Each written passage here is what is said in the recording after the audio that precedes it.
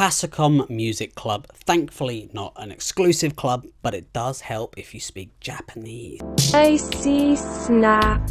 A group I've only heard in passing, but they have a new album out, so I felt compelled to give it a review. Japanese music electronic duo known for their nostalgic yet futuristic sound. Formed in 2015, the band consists of, apologies in advance for these pronunciations, Haruy Shibata and Masato Nishiyama.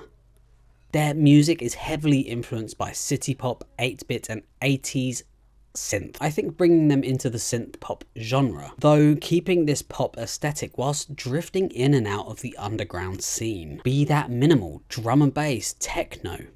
I think they have it all. From what I've heard, their sound is quite nostalgic heavy, but it's also quite refreshing. Lush synth melodies, crisp percussion and warm analog aesthetic. PMC have released several albums and EPs over the years, though honestly this album is kind of my first introduction to them. So listening back to their previous albums after this one, you can really hear their sort of evolution. This album though feeling way more focused, keeping it more cohesive. It's interesting, but it's not quite as experimental as some of their previous works. Like, listen to their previous album, some of it is quite out there, whether that be good or bad. The opening track to the new album is lush with synthesizers. Obviously falling under the genre synth pop, it's synth heavy. So much sound design going on throughout this song. It's not just with the lead or the synth pad, it's these tiny little details coming in here and there. Like this brass sound that pops in every now and then. Having this really subtle LFO, giving it a kind of rusty feel to it. This paired with so many of the bright keys, it just all really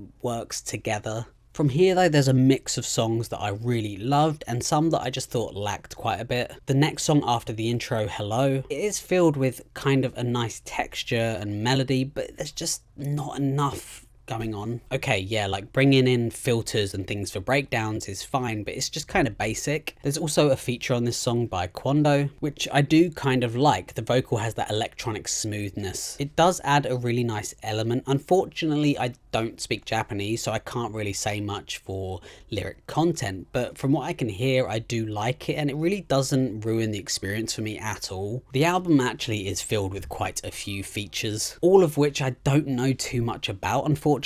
Forgive my ignorance. Some of the features being way more effective than others though. Some good examples are MFS on the track Please Me, rapping over this pretty decent garage inspired instrumentation, incorporating these really nice light synths, but it still keeps that really dark ambient aesthetic going on with garage. Opposite to this, you have features from the likes of Satoko Shibata, who appear on the song Child Reply, which for me really fell flat. I want to compare this song to the song Sounds of Life by Pendulum, both really being quite similar songs, but where PMC fail is the balance. Sounds of Life featuring this voice that's being pushed to the forefront. It's being carried by the bass and all this other instrumentation, the music flowing with the vocals. Then when the vocals cut out, the music has a sort of life of its own, which unfortunately on Child Reply, it doesn't do this. The music and voice are both battling for that spectrum, but then there's so much going on as well behind the lyrics that you're kind of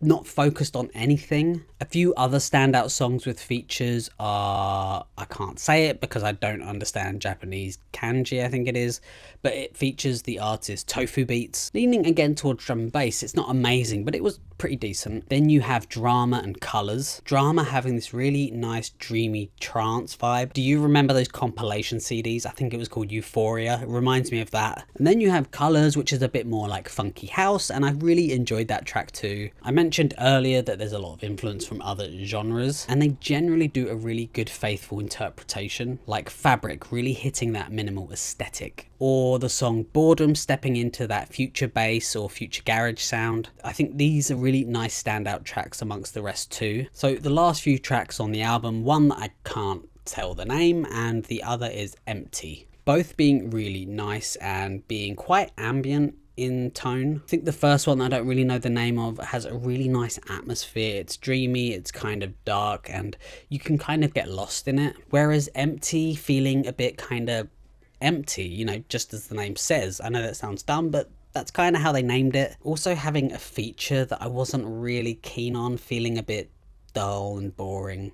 Not the best. Not the strongest song to end what was a pretty good album. Look, the majority of this album is really strong. I really enjoyed listening to it. Even though this was my first introduction to them, I really enjoyed it, and I kind of want to go back and listen to more of their old stuff. The inclusion of different styles is really interesting, and I think they do like a really good job of interpreting them too. Though, saying that, that does sometimes leave the album slightly confused and a little bit incoherent. Like, it's a bit jarring sometimes when you're like one song to another that doesn't really match. Saying all that though, I would definitely give this album a 7.5 out of 10. Thank you so much for watching. I hope you enjoyed it. Let me know below, and yeah, if you have any suggestions or recommendations, let me know as well, and I will hopefully catch you on the next one. Goodbye.